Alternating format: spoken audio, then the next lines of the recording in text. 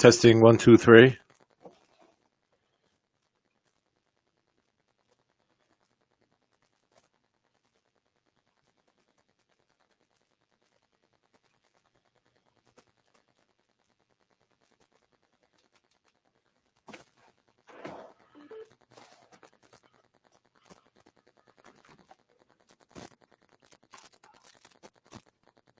Testing 1, 2, 3.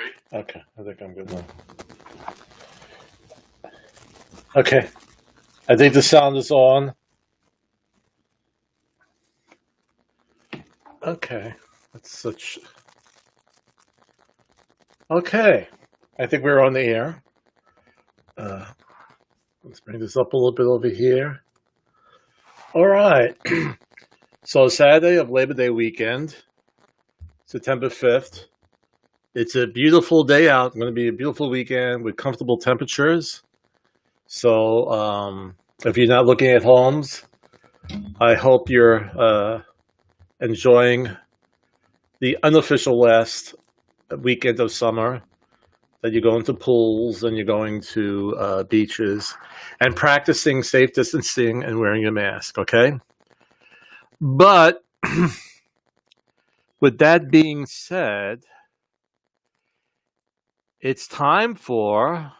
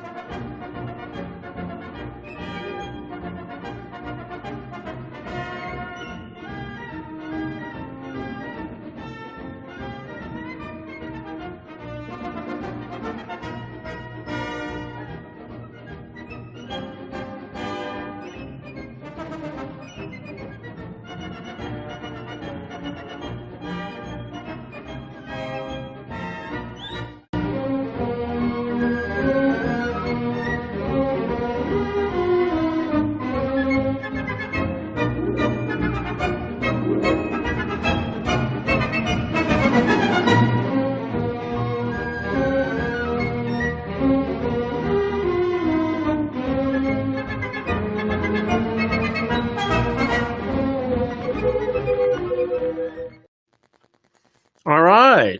Okay. So that's what we're going to discuss this week or this Saturday, about how to win a bidding war. And before we begin talking about that, I just want to say hi to our producer, Leonard Potapkin. How are you feeling today, Leonard? Fine, sir, Mr. Garguilo. Thank you so much for asking. Once again, I would like to thank you again for allowing me to produce your show. May God bless you, your wife, children, parents and all your descendants. I thank you, my father thanks you, my mother thanks you, my brothers and sisters that are here and back in the formerly blocked Soviet Union countries, thank you. All right, thank you again, Leonard. Everything is fine. You don't have to go that far, but I thank you very much. All right, so this week we're going to talk about how to win a bidding war. And the reason why we have to talk about it, again, I think each live stream I talked about how we need listings.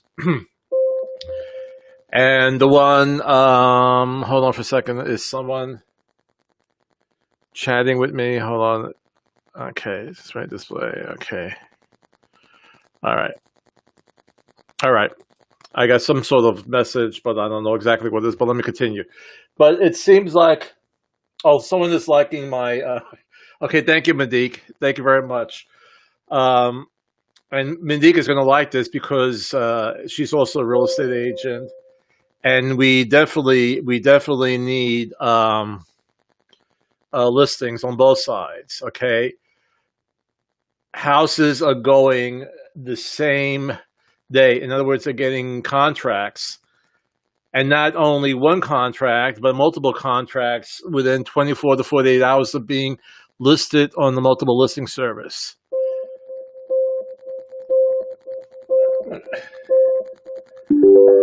Okay, let me see. Okay, let's see. Hold on for a second. All right. I think someone is chatting with me. Again, I'm getting new to this software. Okay. All right. I'll have to check afterwards, people who are kind of, I think, leaving messages. So I apologize for not getting back to you faster. Let me look at this other screen here on my business page. Just bear with me for 1 second.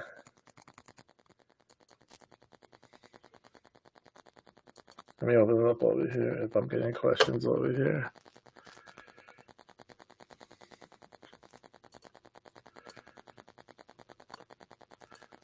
Well, anyway, as I'm trying to look this up, as I've been repeating like every live stream episode since I've been doing this, is that we need listings. And the buyers that are in the market are the ones who are really, really serious. You know, they're good in their jobs. This, you know, they have their future is not wavering because of happening right now with the pandemic. So the ones that that are in the market, they are extremely, extremely serious. We put on a house, and it was a little bit more on the expensive side. It was like around 279 in our office, and that same day, all right, we had multiple offers on it. So, and it's in contract. I had the home inspection. The home inspection went well, et cetera, et cetera. All right. So if you have been thinking about putting your house on the market, it is the time to do it. It is definitely the time. And again, real estate agents are doing the precautions to keep your house safe as much as we can from COVID-19.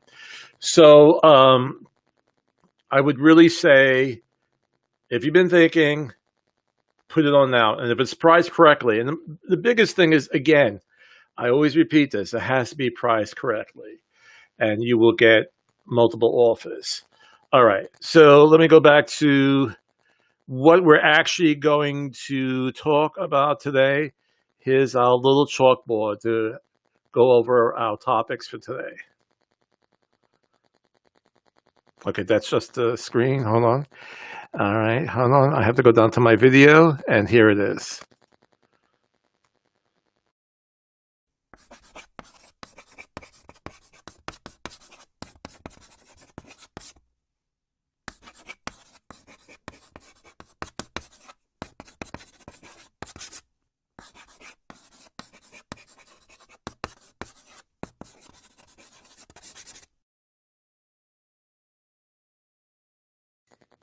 All right, and let me just leave this up here for a second. So, how to win the bidding war. And number one, be ready, pre-qualified, and CMA to present your best, oh, I misspelled that, your best offer, not your best officer, your best offer, and act fast. So since that was embarrassing over there, I mean, you should have a best officer. But let's talk in detail about that. So hold on for a second. Someone is talking to me, and let's see. I can't see it on my screen either. Let me see. Let me click on this here.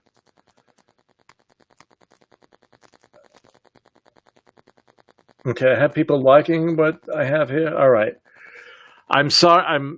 This part of the software about doing the chats, I'm new at, and the thing about it is that you only could practice it while on the air. Okay, so I apologize if I'm not responding to, if you have any questions coming up now.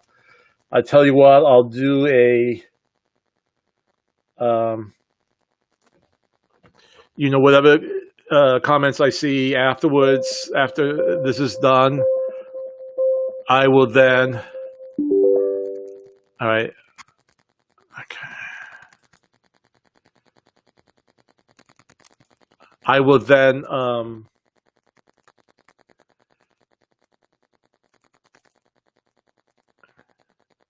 I will then discuss afterwards in a follow-up. Okay. All right. So let's go over our topic today. Okay. Chuck Van Riper is enjoying it. Thank you, Chuck. He's liking it. Thank you very much. Let me go back to the items that we're going to discuss today. And let me go to here. Application window. And we're going to open. And I go back to here. And I'm going to turn this on. And I actually, because the print is kind of small, I'm actually going to make it bigger. And I'll be in the little screen here in the lower right-hand corner. All right.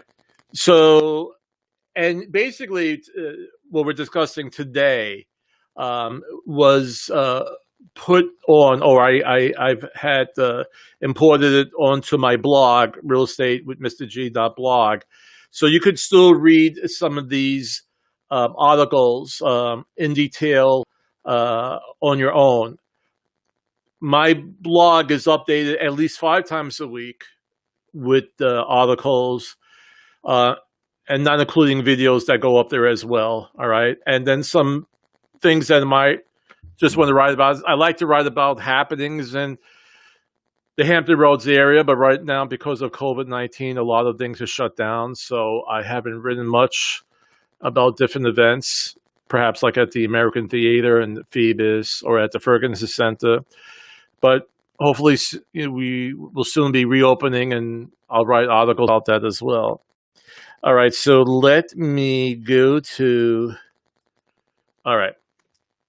So 3 ways to win the bidding war. Again, a lot of buyers in the market, not that many listings. Now, the first thing here they discuss is be ready.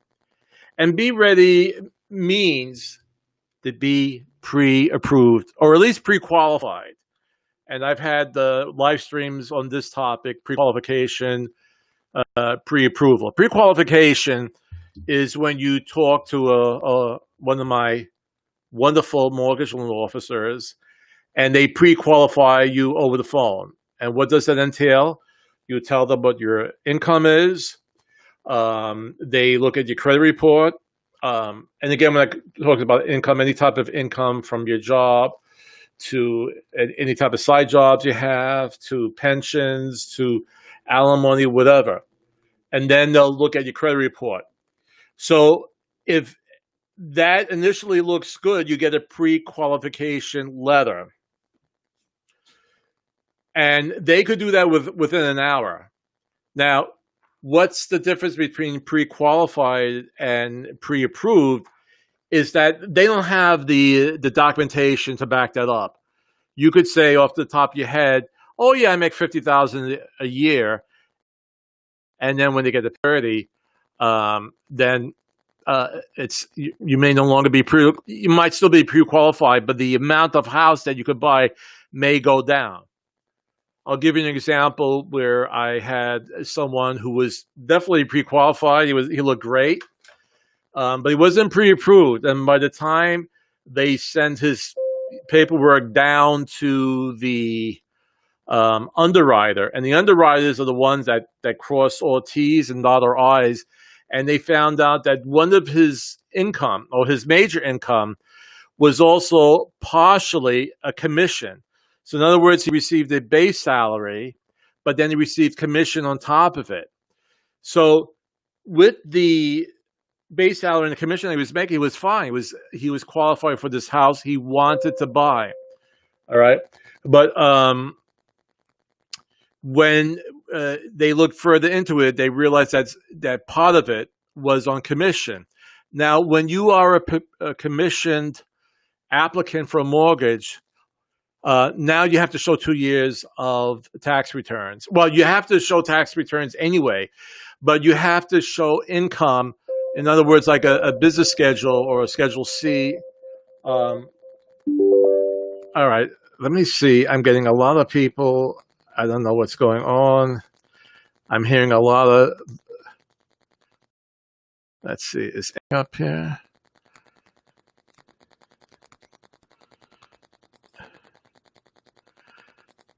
All right. Again, I apologize if you're leaving me messages. I'm not seeing them. I'm hearing alarms go off.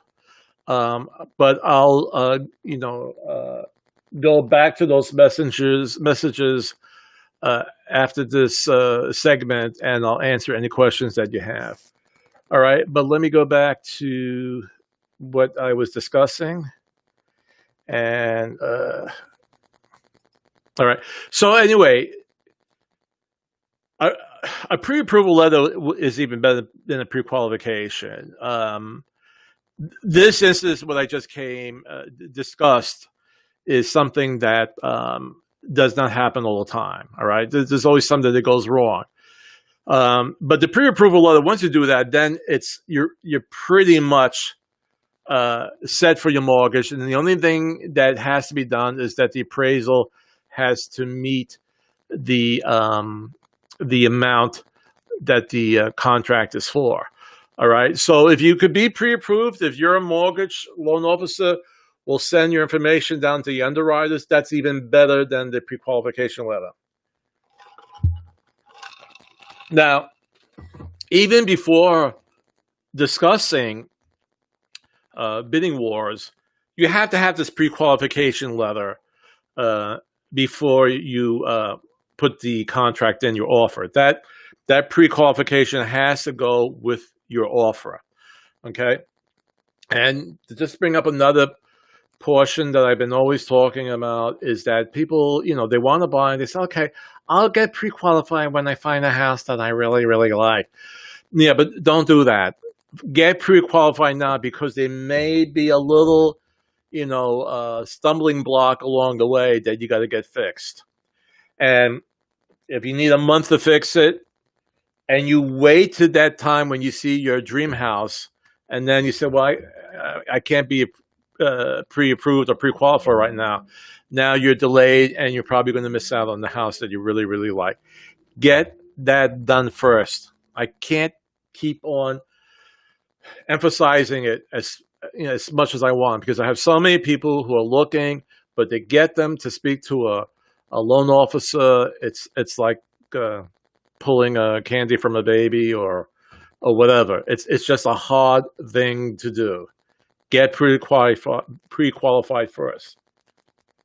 Now, I also entered on my CMA. If time allows, and if there's some questions on whether or not the seller has priced their house maybe too high, I would do a CMA for you, a quick CMA, on to see if the asking price that they have the house priced at is good or if it's too high. So I could quickly do a CMA if there's a house you like and make sure that they're not offering it too high, and see if you should go after it. All right, but most important is to be ready. All right, then present your best offer. And let me scroll down to this little calculation I did here. Now, highest price does not always mean best offer. Meaning, in example number one, or offer number one, the offer price is $100,000.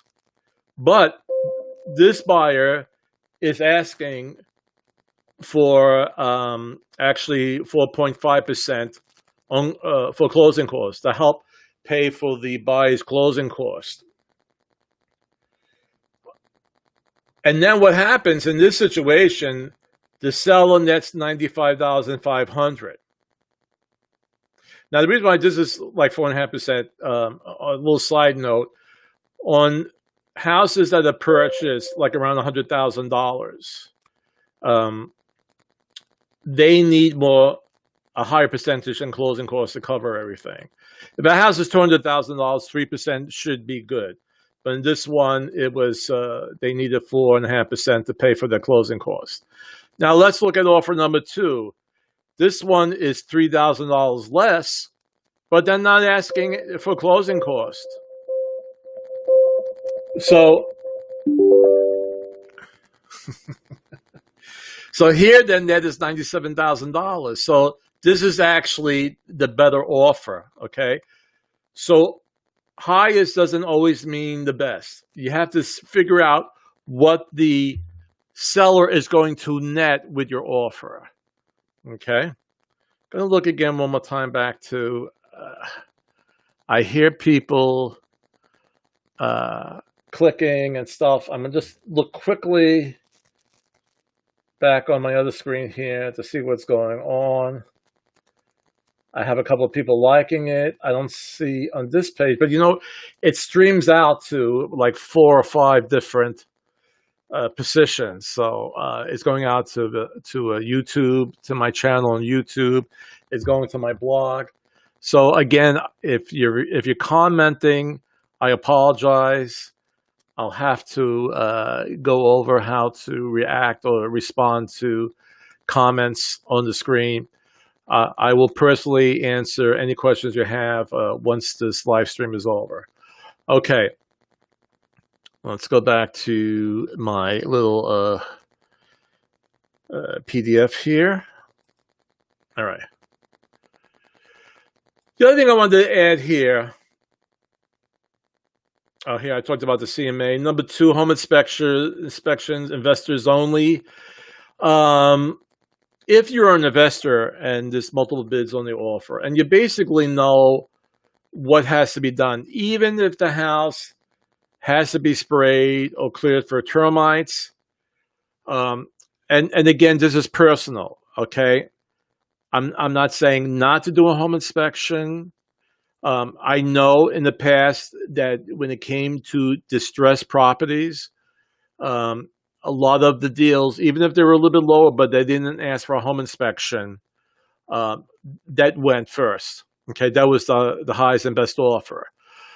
Because as soon as the home inspection goes in, then the seller thinks, okay, they're going to ask for this to be fixed, blah, blah, blah. I just want to get rid of the property.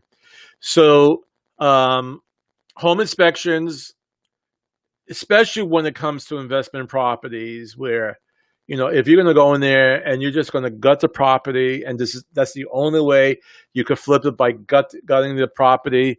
Even if you find like termites somewhere, you spray, you repair some of the boards that have been infected. So again, let me repeat, I'm not recommending not to do a home inspection. I'm just telling you that's one of the reasons why you may lose an offer on distressed property. Okay, that's really for investors to gut and to flip. All right.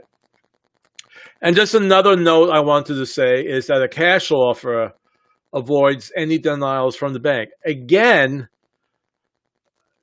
I'm not saying if you could offer cash, you got the deal.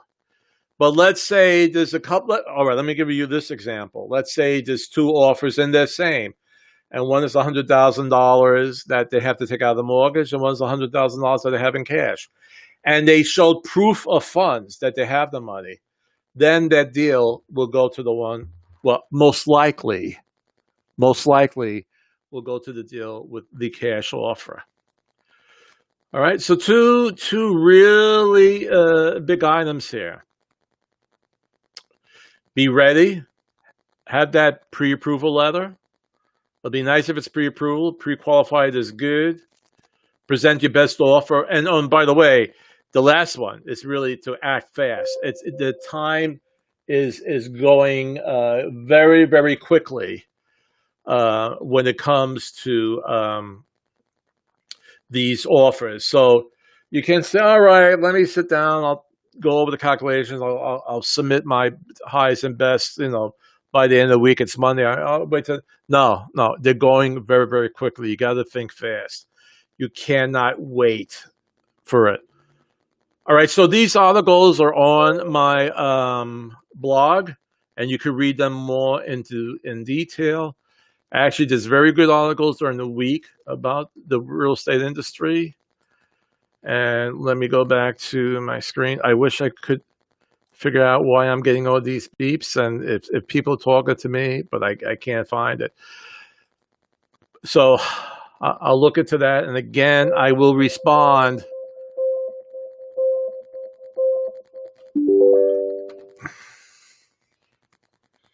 I think there might be other people watching it.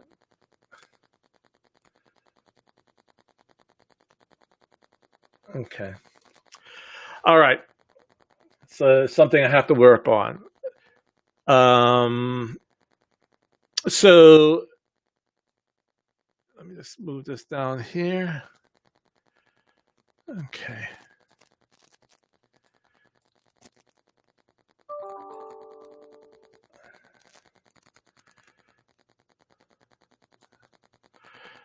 Okay. Oh, so let me show you a little video that's actually I think I uploaded this one, maybe not. That's on my blog. Just this little video kind of puts into a summary what we just discussed.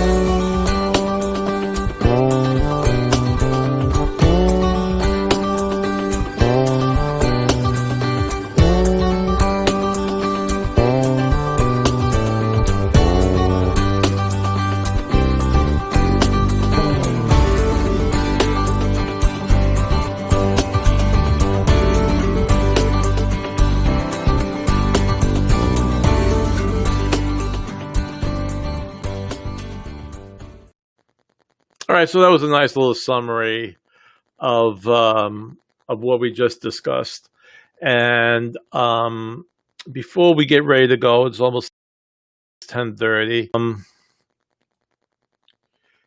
What came out this week is the fall buying and selling guides that I've actually uploaded to my blog. So here we have the buying a home, and basically it has all the information that we've either discussed in the last 2 months that I've been doing this every Saturday morning at 10 a.m. or that's on my blog site. Okay, so we have one specifically for buyers of homes during the fall of 2020. And you could download them at my website. All right, you'll see it's if you go there today, it's the first article after my little introduction, and then we also have the selling your house for the fall. All right, and a lot of good information on selling your house, and that's up again on my blog. And there's a specific one, and I wanted to talk about it last week when I talked about pre-qualifications and so forth. This one specifically, there's a guide there for a millennial guide to ownership. And those are the people who are most likely they're first-time buyers. They're entering the market. They're entering their professions. And so this guide is made specifically for them, right? So again, they're on my blog site, free to download. There's no charge, okay? All right, so that's something to look at during your Labor Day weekend, all right? So let me see here. I think I'm getting a little, I think my producer, London Potapkin, is actually calling out my name. What's going on, London? Fine, sir, Mr. Garguilo. That's sorry about that one. That's the wrong one. Let me move down a little bit here. Let's see. Oh, these menu bars are so hard to see. Okay, where is this one over here? Okay, let me try this way. Oh, here it's up here. Okay, there we go. Okay, yes, Leonard, are you calling me? Chris, we have a special guest in the audience, one of my favorites. He was an American football player, actor, and television sports commentator. After a 12-year playing career as a halfback and flanker for the New York Giants of the National Football League, he was a play-by-play announcer and commentator for 27 years on ABC's Monday Night Football. Ladies and gentlemen, Mr. Frank Gifford. Yeah.